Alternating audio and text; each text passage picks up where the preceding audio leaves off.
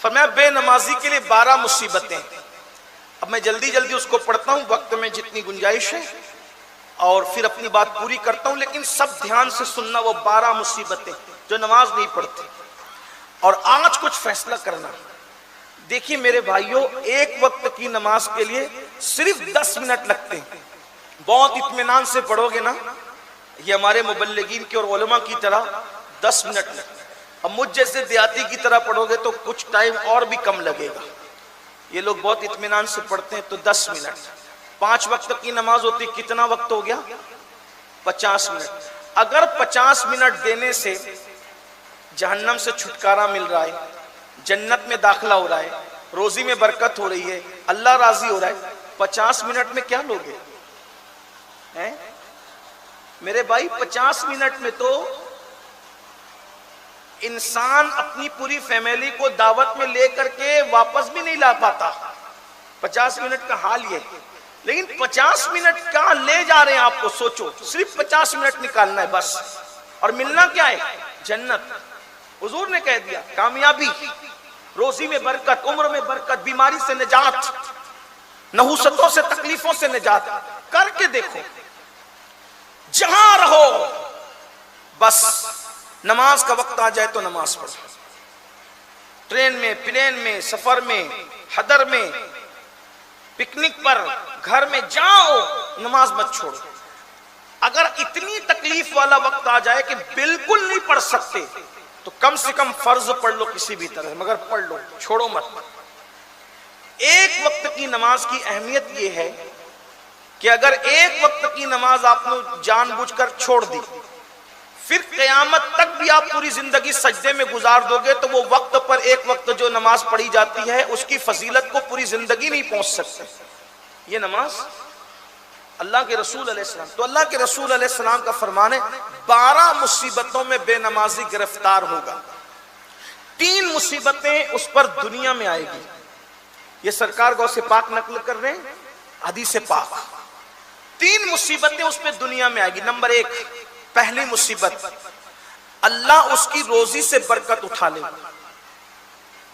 سب کا مسئلہ، گھر گھر کا مسئلہ، ہر گھر کا مسئلہ، برکت نہیں.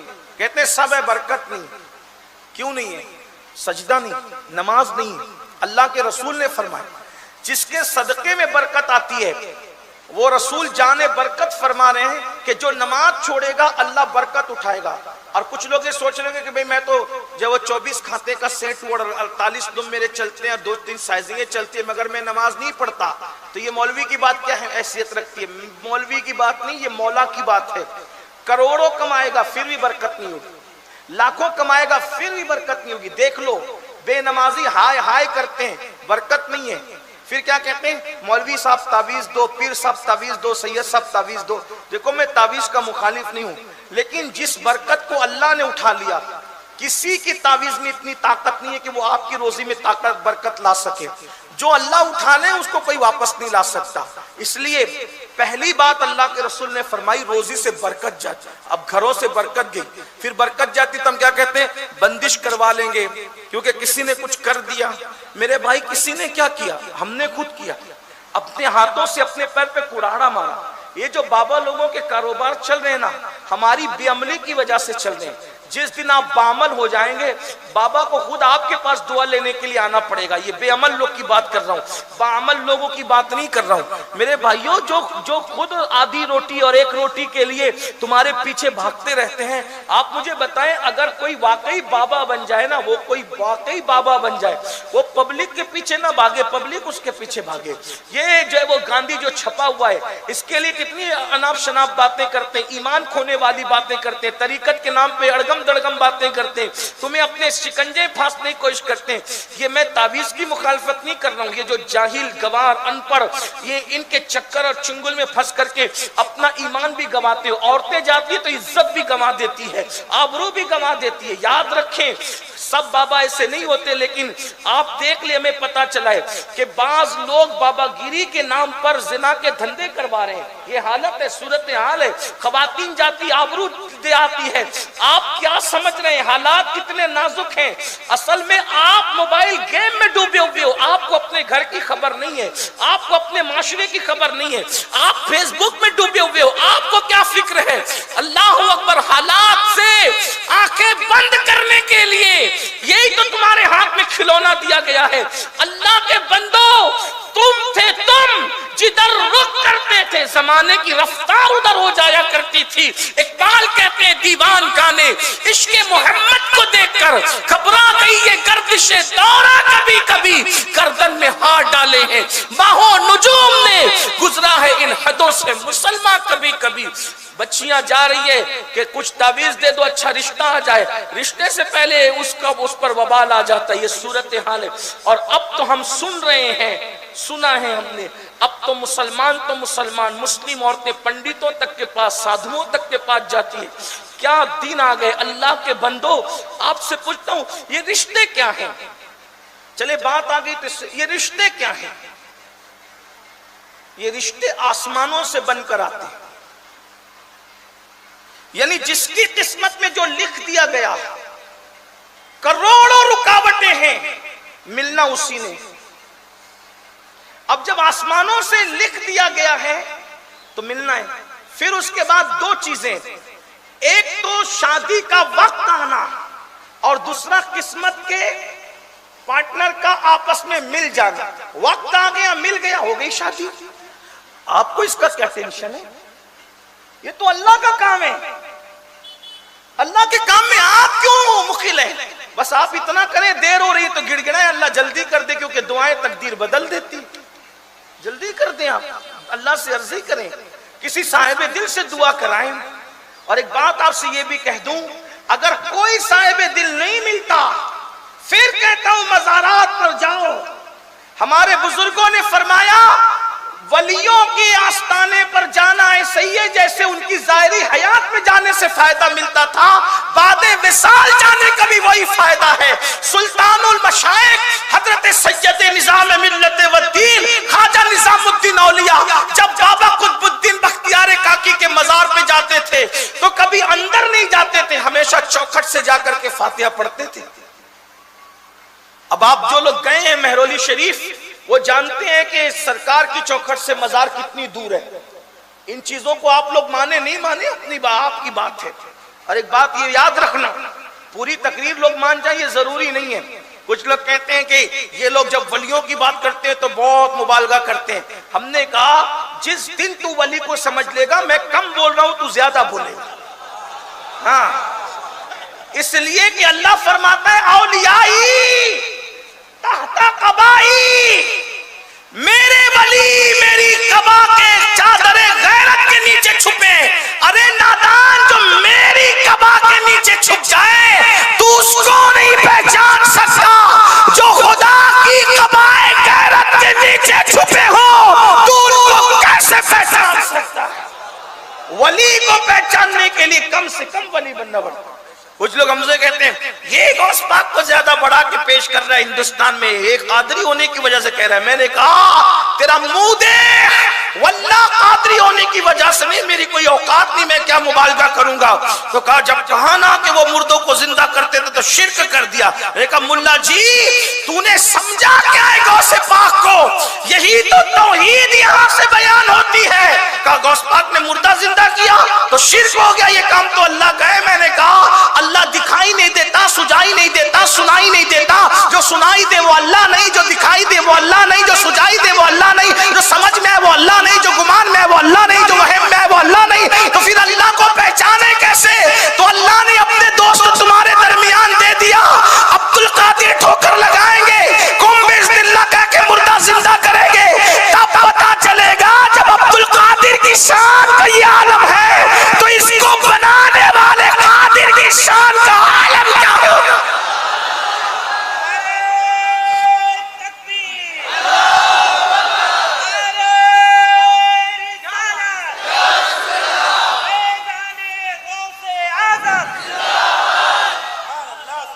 نابالغ محققین کو توحید کیا پتا, انٹرنیٹ پر جو نابالغ محققین بیٹھے انہیں توحید کیا پتا جنہیں خود کی اردو بھی صحیح نہیں ہے. توحید تو ان سے چاہیے جنہوں نے واقعی توحید کا جام پیا ہے. ہم کہتے ہیں صابر پاک نے اپنا جنازہ خود پڑھایا تو مذاق اڑاتے ہیں. یہ کیا ہو گیا کوئی اپنا جنازہ خود پڑھا سکتے ہوئے؟ کہ ملا جی یہی توحید کا درس ہے. جب صابر کی یہ شان ہے تو صابر کو بنانے والے کی شان کا عالم کیا ہو. توحید یوں بیان ہو. آپ کو کیا پتا ہے اس کا توحید؟ آپ کو کیا پتا ہے؟ بڑے بڑے لوگ ٹھوکر کھا گئے اس میں. یہ وہی لوگ بتا سکتے ہیں جن کے چراغ روشن توحید کی روشنی سے منور ہے. یہ دل سے دل کے چراغ جلتے ہیں. تو عرض یہ کر رہا تھا بات دور نکلتی ہے. اولیاء اللہ کے پاس جاؤ انشاءاللہ جیسے حیات میں فیض ملتا تھا بعد وصال بھی ملتا. اچھا حیرت کی بات یہ ہے مجھے کوئی ولی ایسا نہیں ملا جو مزار پہ نہ گیا ہو. کوئی ولی ایسا نہیں ملا. بلکہ ولی تو ولی سید الانبیاء بھی. پہلا سفر کیا تو بابا جان کے مزار پر گئے. حضرت عبداللہ کے مزار پر گئے نا پہلا سفر. پھر سفر حج حجۃ الوداع کیا تو امی کے مزار پہ گئے. پھر اس کے بعد شہداء احد کے مزارات پر حضور جاتے رہے. بقی والوں کے مزار پہ جاتے رہے. اب نبی جاتے تھے تو اب کس کو میں کہوں, کس کی دلیل پیش کروں, کس کی پیش کر سکتا ہوں, کس کی پیش کروں؟ حضور کی بات آ گئی. لیکن بات آپ کو بتاؤں اگر اور آگے چلیں سفر معراج میں بھی حضرت موسیٰ کے مزار سے گزر رہے ہیں تو کہتے ہیں میں نے موسیٰ کو اندر نماز پڑھتے دیکھا. ایسی نشیمن پہ بجلی گرائی ہے خارجیت کے نشیمن پر. کہتے ہیں مر کر مٹی میں مل گئے. رسول اللہ فرما رہے میں نے اندر نماز پڑھتے دیکھا. کہا مٹی میں وہ ملتے ہیں جن کے عقیدے مٹی میں مل جاتے ہیں. یہ اللہ والے نہیں ملتے مٹی میں. یہ تو رہتے ہیں خدا کے یار ہیں, خدا کے دوست ہیں. اللہ ان کی حفاظت کرتا ہے. نادان ارے جو کسان کے بوئے ہوئے دانے کی حفاظت کرنا جانتا ہے وہ اپنے یاروں کے جسم کی حفاظت کیوں نہیں کرے؟ یہ توحید ہے. توحید اس کو کہتے ہیں. آپ بھی تھوڑا سنبھلو. جس کو لپن چھپن کرتے دیکھا اس کے پیچھے چلے گئے. ایسے نہیں آدھا تیتر آدھا بٹیر. ایک موقف اختیار کرو اسی پہ ڈٹے رہو. وہ موقف کون سا ہے؟ وہ ہمارے بزرگوں کا موقف ہے. تیرے غلاموں کا نقش قدم راہ خدا وہ کیا بہک سکے جو یہ سراغ لے کے چلے. لحد میں عشق رخ شہ کا داغ لے کے چلے. اندھیری رات سنی تھی چراغ لے کے چلے. حضرت محبوب الہی. اچھا یہ بھی بتا دوں چلیں اب آئی فہرست ہی پڑھ دیتا ہوں آج کی. کون کون گیا مزار؟ سرکار علیہ السلام گئے ہے نا. پھر اس کے بعد صدیق اکبر حضور کے یہاں بھی آتے رہے. احد بھی جاتے رہے, بقی بھی جاتے رہے. فاروق اعظم, عثمان غنی, مولا علی سب جاتے رہے. اس کے بعد غوث پاک سیدنا معروف کرکھی کے مزار پہ جاتے تھے تو 1 میل دور سے اپنے جوتے اتار کے اپنی بغل میں ڈال لیتے تھے. آپ سے پوچھتا ہوں جو مر کے مٹی میں مل جاتا ہے اس کا بھی کوئی اتنا ادب کرتا ہے؟ اپنے جوتے اتار کے اپنی اور سواری سے نیچے اتر جاتے. یعنی کہ جاؤ تو دھکم پیلی کے لیے نہیں, ادب سے جاؤ. ولی کے یہاں جو جتنے ادب سے جائے گا وہ اتنے مرتبے پائے گا. میرے بھائی ان کی ایک نظر کی بات ہے. ان کی نظر جس طرف اٹھ گئی خدا کی نگاہ کرم ادھر ہوئی. آپ سمجھ کیا رہے ہیں؟ عقیدہ مضبوط کرو, یقین مضبوط کرو. بات آ گئی تو اس لیے عرض کر رہا ہوں. اور سرکار غوث پاک شیخ عبد القادر جیلانی فرماتے ہیں کہ مجھے اپنے مشائخ میں سب سے زیادہ اگر کسی کے مزار سے برکت ملی ہے تو وہ سیدنا معروف کرکھی کا مزار ہے. پھر اس کے بعد آپ دیکھیں آپ مزار پہ گئے. حضرت سرکار غریب نواز 90 لاکھ کو ایمان کی دولت دینے والے خواجہ جب ہندوستان آئے تو لاہور میں سرکار داتا علی حجویری کے مزار پر حاضری دی. اور حاضری دے کر کے صرف فاتحہ پڑھ کے چلے نہیں, 40 دن تک چلا کیا اور جو فیض ملے اس کو بیان بھی کیا. کہتے گنج بخشے فیض عالم مظہر نور خدا. آج بھی یہ 2 مصرے داتا صاحب کے مزار پہ لکھے ہوئے ہیں. اللہ تعالیٰ نے جس مزار کی زیارت کی تمنا تھی سب کی کرا دی. دعا کریں 2 آستانے رہ گئے ہیں اس کی حاضری ہو جائے. ایک تو داتا صاحب ہے اور دوسرے میرے بابا سرکار فرید ملت والدین خواجہ فرید الدین چشتی. سلسلہ چشتیہ میں یہ وہ ہستی ہے. سرکار میں وہ الہی کہتے ہیں جیسے نام فرید ہے ویسے ذات بھی فرد فرید ہے. کوئی نہیں ہے ان جیسا. بڑی عظیم ہستی ہے. اللہ دل میں تمنا ہے موت سے پہلے یہ دو آستانوں کی حاضری ہو، نہیں ہو سکتی. دو مصرے لکھے ہوئے، گنج بخشے، میرے غریب نواز نے فرمایا. آج بھی غریب نواز کا چلہ وہاں موجود ہے. کیا؟ گنج بخشے فیض عالم، مظہر نور خدا، ناقصارا پیر کامل، کاملارا رہنما. کیا کہتے ہیں؟ یہ فیوز و برکات کا خزانہ ہے، خزانہ. غریب نواز چلہ کر کے فرما رہے ہیں یہ فیوز و برکات کا خزانہ ہے، اور یہ اللہ کا نور ہے، نور جسے داتا علی حجویری کہتے ہیں. اور کہتے ہیں جو ناقص لوگ ہیں، ناقص، ان کے لیے داتا پیر ہے، پیر، اور جو کامل ہے ان کے لیے بھی رہنمائی کا فریضہ انجام دیتے ہیں.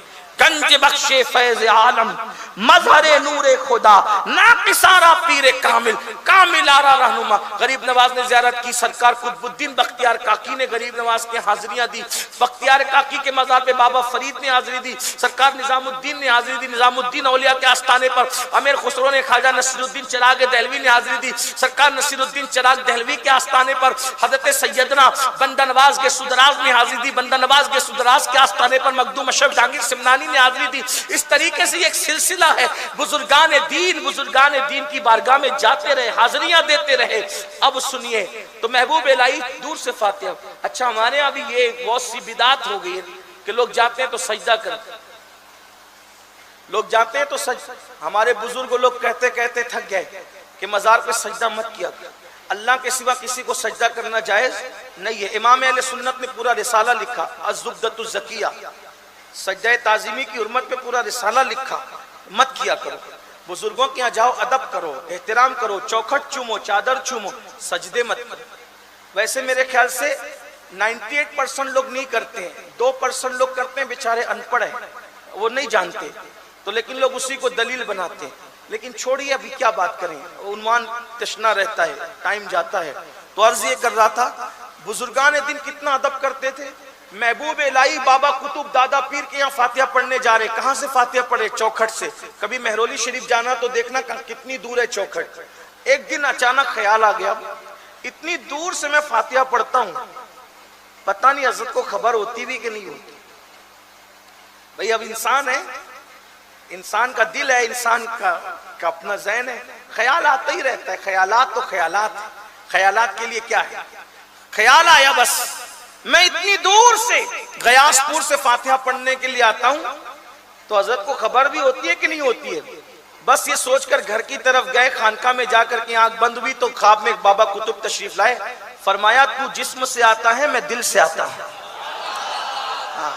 اور یہ مت سمجھنا کہ مجھے خبر نہیں ہوتی، جب آپ غیاث پور سے نکلتے ہیں تب سے ہماری نگاہ میں رہتے ہیں. یہ ہے بزرگان دین، یہ بزرگان. تو جایا کرو. اب تو یہ جو بات ہو رہی ہے نا، بات دور نکل گئی کہ رشتوں کے لیے آپ پریشان ہیں، دعا کرو تقدیر بدلے گی. بچے نہیں ہوتے، دعا کرو تقدیر بدلے گی. دعائیں تقدیر بدلتی ہے. سادھوؤں کے پاس کچھ نہیں رکھا، جادوگروں کے پاس کچھ نہیں رکھا، جاہل ان پڑھ گوار باباؤں کے پاس کچھ نہیں رکھا. جو باعمل لوگ ہیں ان کی بات نہیں کرنا، ان لوگ برا نہیں مانے. آپ باعمل لوگ، نیک لوگ، متقی لوگوں سے دعائیں لیں، اس کی برکت نہیں آپ کو نصیب ہوگی. اور اولیاء اللہ کے آستانوں کے تو فیوز و برکات عام ہے، بلکہ سرکار غریب نواز کی چوکھٹ کے بارے میں امام اہل سنت لکھتے ہیں جب وہاں جا کر کوئی دعا کرتا ہے تو دعا کرنے والے کو نہیں دیکھا جاتا، پھر غریب نواز کے صدقے میں ہر دعا قبول کی جاتی ہے. امام اہل سنت کے چھوٹے بھائی نے ان کی ترجمانی کی ہے، خواجہ ہند وہ دربار اعلیٰ تیرا، کبھی محروم نہیں مانگنے والا تیرا.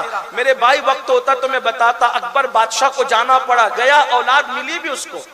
جو اس کے یہاں سلیم پیدا ہوا نا، وہ سلیم کس کی دعا سے پیدا ہوا پتہ ہے؟ حضرت شیخ سلیم چشتی جو بابا فرید کی اولاد میں سے تھے، انہوں نے دعا کی اور دعا کر کے فرمایا بچہ اسی وقت پیدا ہوگا جب تو ہمارے مرشد غریب نواز کے یہاں سفر کرے گا، وہاں جا. یہ کیوں تھا پتہ ہے؟ وہ اپنے آپ کو خدا کہتا تھا اکبر، اور اس کو اولاد نہیں تھی. دیکھو یہ بھی خدا کی شان، دیکھو اپنے آپ کو خدا کہتا تھا اور ایک بچہ پیدا نہیں کر سکا. یعنی اس کا مطلب یہ ہے کہ خود مغرور اور گھمنڈی لوگوں کو اللہ اتنا مجبور کرتا ہے کہ تو کیا گھمنڈ کر رہا ہے، ایک بچہ پیدا کرنے کی تیرے اندر طاقت نہیں، اتنا کمزور ہے. آج بھی ایک ملک کا وزیر ایسا ہے جو بڑا گھمنڈی ہے، لیکن اس کے گھر میں کوئی اولاد نہیں اور قیامت تک کبھی کبھی ہو بھی نہیں سکتی. کہاں ہے گوگل پہ جا کے سرچ کرنا، ہم سے زیادہ گوگل آپ چیک کرتے ہیں، کون ہے ذرا تلاش کرنا۔ خدا گھمنڈ کو کیسے توڑتا ہے، خدا کیسے گھمنڈ کو چکنا چور کرتا ہے، تو وہ بھی تھا اور اس کو بھی اولاد نہیں تھی، بہت تلاش اور بہت کوششیں کی، ناکام رہا۔ ایک بڑا قریبی تھا مصاحبین میں سے، اور وہ شیخ سلیم چشتی کا مرید تھا۔ اس نے کہا کہ ذل الہی، اس نے کہا بھائی میں نہیں کہہ رہا، اس نے کہا ذل الہی اگر جو ہے وہ آپ میری بات پہ ناراض نہ ہو تو آپ کو اولاد ہو سکتی۔ دیکھو ولیوں کو ماننے والوں کا یقین کتنا پختہ ہوتا ہے، اور آپ سے یہی کہتا ہوں یقین ہوتا ہے تو اللہ بھی دیتا ہے، یقین ہوتا ہے تو رسول اللہ بھی دیتے ہیں، اور یقین ہوتا ہے تو ولی اللہ بھی دیتے ہیں۔ یقین نہیں ہوتا تو پھر کہیں سے نہیں ملتا، ادھر ادھر بھٹکتے رہتے۔ ہاں بھٹکنے والے کیا بھٹکتے ہیں، بھٹکنے والے یہ بھٹکتے ہی رہتے ہیں۔ بھٹکو مت، یقین پیدا کر۔ حضور شیخ الاسلام میرے مرشد اجازت کے دو مصرے بڑے خوبصورت ہیں، کہتے ہیں یقین والے کہاں سے چلے کہاں پہنچے، یقین والے کہاں سے چلے کہاں پہنچے، جو اہل شک ہیں اگر میں مگر میں رہتے ہیں، اگر مگر کے سوا کچھ نہیں، برباد ہے تباہ ہے، کچھ نہیں ہوتا۔ یقین پیدا کر، یقین نے بہت کچھ دیا ہے۔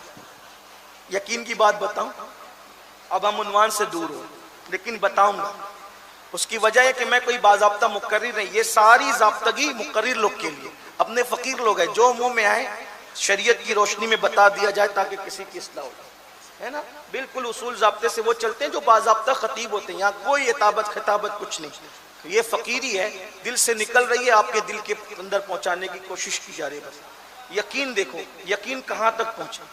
کہتے ہیں حیدرآباد کے نواب تھے،